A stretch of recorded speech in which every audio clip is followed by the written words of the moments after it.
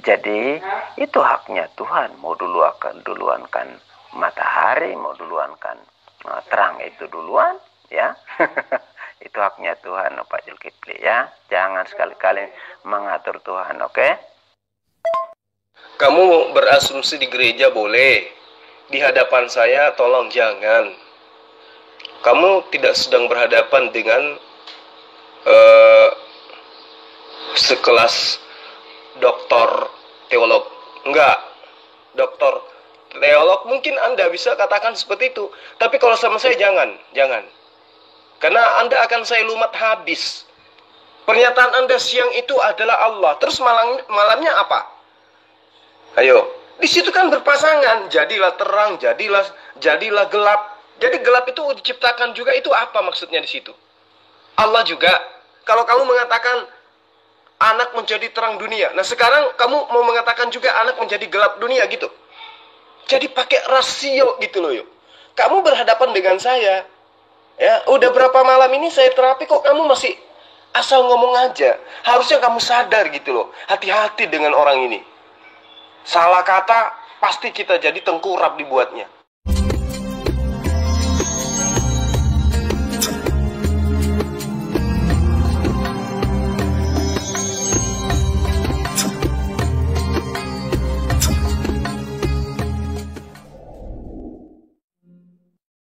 Itu Andi, terangnya Tuhan.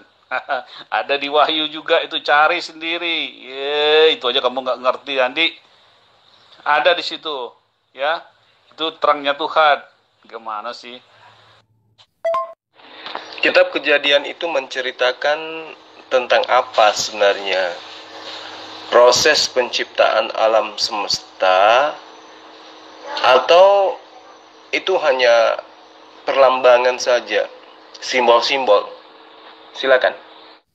Proses penciptaan alam semesta itu menurut Alkitab dan menurut catatannya Nabi Musa. Gitu bro, Jul. Nah, kalau itu adalah proses, kemudian itu adalah penciptaan, lalu kemudian itu adalah alam semesta, berarti tiga hal ini harus secara sistematis sesuai dengan kekuasaan Allah, rasional dan absolut. Nah, sekarang saya tanya kepada Anda, ketika Anda mengatakan kitab Kejadian itu menceritakan tentang proses penciptaan alam semesta, apakah Anda tidak merasa timpang ketika matahari belum diciptakan, sementara siang dan juga malam itu sudah ada?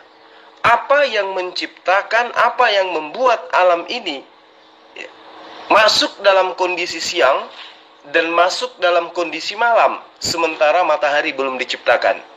Ingat, kitab Kejadian menurut Anda adalah berbicara tentang proses penciptaan alam semesta. Kembali pada pertanyaan, kalau Kejadian itu adalah menceritakan tentang proses penciptaan alam semesta, maka apa yang ingin Anda katakan setelah Anda menemukan kitab Anda menceritakan adanya siang dan malam sementara matahari belum diciptakan? Silakan.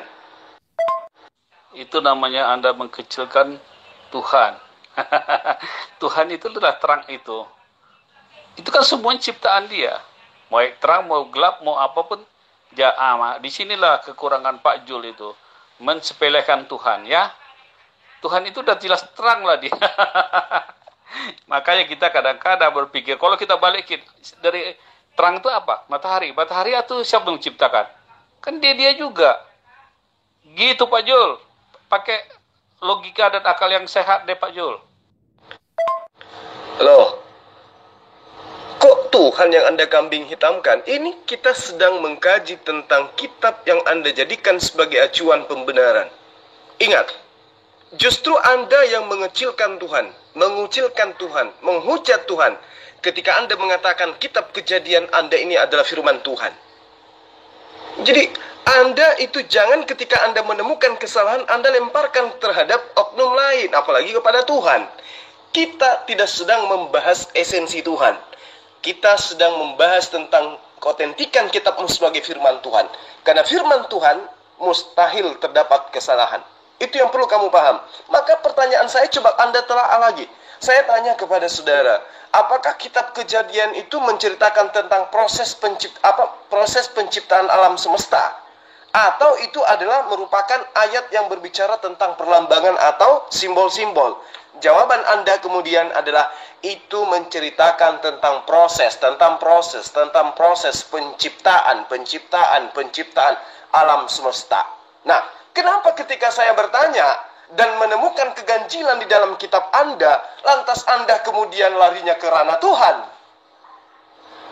Ini kan kita sedang berbicara mengenai proses penciptaan alam semesta versi terjemahan kitab orang Yahudi yang kamu ambil menjadikan kemudian sebagai kitab. Kenapa kamu tuduh saya mengucilkan Tuhan? Ini kita berbicara kitabmu. Apakah benar kitabmu itu firman Tuhan atau firman hantu? Kan gitu. Pertanyaan saya ulang kepada Anda. Apakah kitab Kejadian itu bercerita tentang proses penciptaan alam semesta? Jawab Anda, iya. Nah sekarang, kalau itu bercerita tentang proses penciptaan alam semesta, berarti ada 3 item ini yang harus runut. Tersimpul dalam sebuah ayat menyatakan sebuah kebenaran mutlak, baik dinilai secara ilmiah, akal pikiran, sains, maupun mutlak sebagai wahyu. Nah sekarang coba kita teropong kitab Anda. Ketika dia katakan, pada hari pertama sudah ada siang dan malam. Apa yang menjadi sumber cahaya, yang mana cahaya itu adalah kaitannya dengan alam semesta? Ingat, kata Anda, kitab Kejadian menceritakan tentang proses terciptanya alam semesta. Apa dari alam semesta ini yang menjadi sumber cahaya sehingga terjadinya siang dan malam? Saya ajarkan sedikit. Terjadinya siang dan malam itu disebabkan karena berputarnya bumi terhadap matahari. Nah sekarang matahari belum diciptakan, bumi berputar pada porosnya lalu mengelilingi apa sehingga tercipta siang dan malam. Paham tidak pertanyaan saya? Pak Jul telah menghujat itu firman Tuhan menurut kami Pak ya. Menurut Bapak terserah Bapak. Bapak sudah menghujat Pak. Bapak status Bapak Ustadz ya Pak. Hati-hati kalau bicara Pak. Ya, sama saya nggak boleh Bapak sembarangan bicara. Ya Pak Ustadz ya, itu firman Tuhan menurut kami. Ya, kan sudah saya bilang tadi udah jelas. Makanya daya tanggapnya Pak Ustadz itu nggak bisa, masih jauh dari rata-rata. Ya, gitu. Ya Pak Jul, sadar itu Pak Jul ya. Sudah saya jelaskan tadi. Matahari itu dari mana? Ya Tuhan yang ciptakan. Terang itu sebelum terang itu Yesus Tuhan juga sudah terang. Makanya dia dibilang gelar dia adalah terang dunia. Gimana sih Pak? Bapak nanggapinnya susah. Jangan emosi bro, santai bro. Pertanggungjawabkan imanmu yang mengatakan kitab Kejadian ini adalah firman Tuhan. Tanpa kamu sebutkan bahwa itu adalah kitab suci buat Anda, saya paham. Tanpa Anda sebutkan bahwa itu adalah firman Tuhan menurut iman Anda, saya tahu. Nah, justru karena itulah saya minta Anda untuk mempertanggungjawabkan apakah imanmu itu benar dengan mengakui kitab itu sebagai firman Tuhan atau hanya firman hantu. Kan gitu. Kalau dia adalah firman Tuhan, mustahil terjadi kesalahan. Ya toh? Nah, supaya Anda bisa sadar bahwa apa yang tertuang di dalam kitab Anda, Kejadian 1 ayat 3, ayat 5 dan seterusnya, itu betul-betul bukan firman Tuhan, maka Anda harus mempertanggungjawabkan kebenarannya. Kalau tidak, jangan balik maki-maki, kan gitu. Sekarang pertanyaan saya, Anda mengatakan kitab Kejadian itu adalah kitab yang menceritakan tentang proses penciptaan alam semesta. Tolong pertanggungjawabkan pernyataan Anda itu.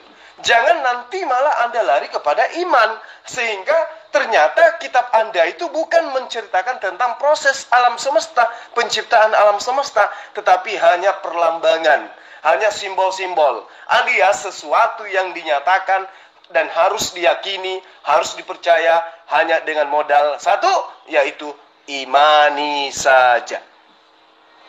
Nah, kalau Anda sudah mengakui seperti itu, barulah bisa diterima oleh akal sehat bahwa kitab Kejadian itu adalah kitab perlambangan atau simbol-simbol, bukan proses penciptaan alam semesta. Kalau Anda mengatakan kitab Kejadian adalah kitab yang menceritakan tentang proses alam semesta, maka Anda harus mempertanggungjawabkan dan membuktikan itu. Kalau saya kan udah jelas, saya katakan itu bukan firman Tuhan. Gitu? Bukan firman Tuhan. Tetapi Anda paksakan bahwa itu adalah firman Tuhan. Nah, sekarang buktikan. Kalau itu firman Tuhan, maka mustahil terjadi kesalahan. Pada hari pertama sudah terjadi siang dan malam. Terjadinya siang dan malam itu karena proses matahari, bumi ini, alam kita ini yang kita tempati sekarang itu berputar mengelilingi matahari. Maka terjadi siang, terjadi malam. Nah, matahari belum diciptakan. Di kitabmu sudah terjadi siang, sudah terjadi malam. Itu gimana ceritanya? Kaitannya dengan proses penciptaan alam semesta. Apa yang menjadi sumber terjadinya siang, terjadinya malam, sementara belum ada matahari pada saat itu? Silakan. Pak Kipli, itu haknya pencipta mau duluankan mana? Siang dan malam duluan? Atau matahari duluan? Itu haknya Tuhan, ya. Tidak bisa diatur oleh manusia, begitu Pak Zulkifli. Jadi ya kita tahu Tuhan itu terang, ya. Kalau dia tidak menerangi ya pasti dunia ini gelap, ya. Makanya ada siang dan malam, ya. Kan terang itu Tuhan sendiri, makanya baca Yohanes 1 itu, ya. Ayat sampai ayat 14 itu, ya. Di situ menceritakan bahwa terang itu adalah sudah menjadi manusia, makanya disebut Tuhan itu terang, ya. Jelas itu, ya. Kamu salah, bos. Kenapa saya katakan salah? Karena coba Anda lihat dari kitab yang Anda ambil dari agama lain. Bible mengatakan di dalam Kejadian 1 ayat 3 sampai ayat 5. Ini dengarkan baik-baik, bahwa cahaya atau terang diciptakan pada hari pertama. Diciptakan pada hari pertama. Kalau Anda mengatakan yang menjadi terang pada saat itu adalah Tuhan Anda, berarti Tuhan Anda diciptakan pada hari pertama, gitu. Ayo. Jadi saya sebenarnya gitu loh, saya melanglang buana masuk ke grup-grup pendeta, ke grup-grup gereja, ke grup-grup teolog, berharap bertemu dengan orang yang bisa diajak diskusi secara ilmiah. Tapi yang saya temukan cuma ya yang kayak Anda semua. Sekarang Anda mengatakan dengan tujuan bahwa kitab kami tidak salah, dengan mencoba menipu, dengan mengatakan pada hari pertama yang menjadi sumber cahaya itu adalah Tuhan kalian. Nah, sekarang dalilnya jelas bahwa cahaya atau terang itu diciptakan pada hari pertama. Pertanyaan saya kemudian, benarkah Tuhanmu diciptakan pada hari pertama? Benarkah Tuhanmu itu menjadi terang nanti diciptakan pada hari pertama, gitu. Jadi sebelumnya Tuhanmu yang terang itu tidak diciptakan, gitu maksudnya. Kejadian 1, posisi ayat 14 sampai ayat 19 jelas mengatakan bahwa benda-benda yang menjadi sumber cahaya itu sendiri seperti bintang dan matahari baru diciptakan pada hari keempat. Jadi bagaimana mungkin benda-benda yang menjadi sumber cahaya baru diciptakan pada hari keempat, sedangkan cahayanya sudah ada sejak hari pertama? Jelas ini tidak ilmiah. Kemudian Anda mengatakan, oh tidak, hari pertama itu cahaya itu adalah cahaya Tuhan. Nah, sekarang saya tanya samamu, dalilnya jelas di ayat 3 dan ayat 3 sampai ayat 5 dikatakan pada hari pertama diciptakannya terang. Dan Tuhan menganggap terang itu baik, maka diciptakanlah terang pada hari pertama. Benarkah Tuhanmu diciptakan pada hari pertama? Jawab. Itulah otaknya Pak Jul gak bisa menerima hal-hal yang ada dalam firman Tuhan. Padahal ini sudah lebih daripada 3.500 tahun yang lalu. Tetapi masih benar dia, Pak. Udah jelas, Pak. Kan saya jelas. Itu kekuasaan Tuhan yang tidak bisa Bapak batas-batasin. Orang Bapak selalu membatasi kekuasaan Tuhan. Kalau saya bertanya, emang Tuhan nggak bisa menciptakan terang dulu? Nah, kenapa diciptakan matahari belakangan? Supaya matahari itu diciptakan ya Bapak, biar terjadi terang dan malam. Begitu Pak.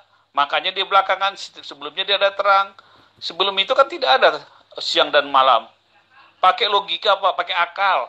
Ya, yang saya bingung itu proses penciptanya di buku Bapak itu 8 hari. Saya bingung 8 hari. Kenapa 8 hari ya? Bapak coba belajar proses penciptaan di Al-Quran Bapak. Bapak bisa jelaskan. Ini saya sudah jelasin. Sekarang saya bertanya dengan Bapak. Ada proses penciptaan alam di Al-Quran itu 8 hari. Coba Bapak bisa jelaskan bukan? Itu masuk akal atau masuk otak? Atau masuk angin? Coba jelaskan Pak. Nggak usah jadikan Al-Quran sebagai tameng. Toh, saudara hanya makhluk terjemahan kan? Artinya pemahaman Anda terhadap Al-Quran itu tidak ada. Pemahaman Anda terhadap terjemahan ada. Tapi itu adalah pemahaman pribadi Anda yang tidak berdasar terhadap kaidah-kaidah ilmu yang menjadi kunci kebenaran Al-Quranul Karim. Jadi saya bingung harus menjelaskan seperti apa kepada Anda supaya Anda paham gitu loh. Anda mengatakan kitab Kejadian itu adalah firman Tuhan yang menceritakan tentang proses penciptaan alam semesta. Artinya ketika berbicara mengenai terang, berbicara mengenai gelap, berarti itu berbicara mengenai proses terciptanya alam semesta, bukan proses terciptanya Tuhan semesta. Paham enggak? Jadi ketika Anda mengatakan terang yang terjadi pada hari pertama itu adalah terang dalam arti kata Tuhan. Nah, Anda taruh mana ilmu Anda? Ya, isi kepala Anda itu berisikan apa gitu loh. Ketika Anda mengatakan bahwa terang yang dimaksud di situ adalah Allah, terang yang dimaksud di situ adalah Hasem. Ya, ini saya harus ngajarin Anda kayak anak TK gitu loh. Padahal di ayat ketiganya jelas-jelas dikatakan berfirmanlah Allah, jadilah terang. Apakah Anda ingin mengatakan bahwa Allah diciptakan pada hari ketiga? Ayo. Anda kan mengatakan terang itu adalah Allah. Nah, di situ dikatakan jadilah terang. Artinya jadilah Tuhan. Oh, berarti Tuhanmu diciptakan. Iya dong? Jadi Anda mau seperti apapun membenarkan kitab yang bukan firman Tuhan, Anda tidak akan pernah mendapatkan titik kebenaran. Apalagi ingin mengalahkan, apalagi ingin membenarkan apa yang Anda imani hanya berdasarkan terhadap iman remah-remah. Bukan berdasar kepada keilmuan. Jadi hari pertama dikatakan ada siang, ada terang, ada cahaya. Dan ternyata matahari belum diciptakan. Anda salto dengan mengatakan itu terangnya adalah terangnya Allah. Berarti Tuhanmu baru diciptakan pada hari pertama. Anda paham tidak maksud saya? Atau saya mau ulang-ulang lagi nih? Mumpung saya belum ngantuk. Gimana? Jangankan kau samakan ciptaan ya. Sebelumnya itu ya, Allah itu terang, bagaimana dia bisa melihat ya. Dia bisa tahu gelap. Kalau memang itu Tuhan itu bukan terang, tapi dia menciptakan terang itu supaya untuk menerangi dunia. Begitu loh. Jadi Anda paham maksud saya. Makanya di dalam Yohanes 1 ayat 4 kalau saya tidak salah itu terang itu sudah menjadi manusia ya. Allah itu terang dunia, terang itu sudah menjadi dunia ya. Ketika Tuhan sudah menciptakan terang itu ya, terang itu tinggal menerangi hati manusia ya. Sehingga ada kasih, sukacita, damai sejahtera. Itulah terang. Dia berubah kepada terang, menjadi terangi hati manusia. Dulu ketika dia belum menciptakan terang itu ya pasti ya. Sebelumnya pasti Tuhan menciptakan terang. Begitu loh. Anda paham nggak maksud saya? Jadi itu haknya Tuhan. Mau duluankan matahari mau duluankan terang itu duluan, ya. Itu haknya Tuhan, Pak Zulkifli, ya. Jangan sekali-kali mengatur Tuhan, oke? Kamu berasumsi di gereja boleh, di hadapan saya tolong jangan. Kamu tidak sedang berhadapan dengan sekelas doktor teolog. Enggak, doktor teolog mungkin Anda bisa katakan seperti itu. Tapi kalau sama saya jangan. Karena Anda akan saya lumat habis. Pernyataan Anda siang itu adalah Allah. Terus malamnya apa? Ayo, di situ kan berpasangan. Jadilah terang, jadilah gelap.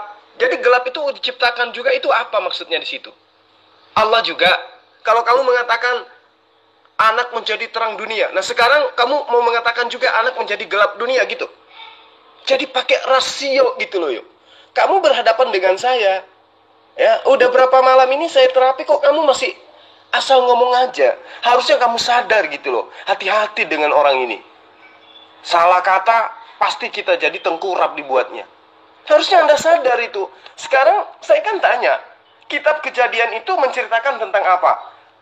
Teman Anda menjawab, kitab Kejadian itu menceritakan tentang proses penciptaan alam semesta. Oke, kalau begitu kita sepakat.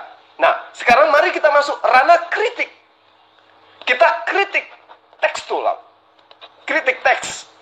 Ya, kita coba menjabarkan apa yang tertuang di dalam dalil-dalil yang ada di dalam kitab Kejadian ini. Benarkah sesuai dengan apa yang Anda katakan bahwa itu adalah bercerita tentang proses penciptaan alam semesta? Ternyata setelah menemukan pada hari pertama ada siang, ada malam, dan ternyata matahari belum diciptakan, maka Anda kemudian ya berkongko-kongko mengatakan bahwa itu adalah terang, yang dimaksud di situ adalah Tuhan. Oke, terang yang dimaksud di situ adalah Tuhan. Nah, ayatnya jelas, berfirmanlah Tuhan, jadilah terang. Nah, kalau terang itu adalah Tuhan, berarti Tuhan itu diciptakan.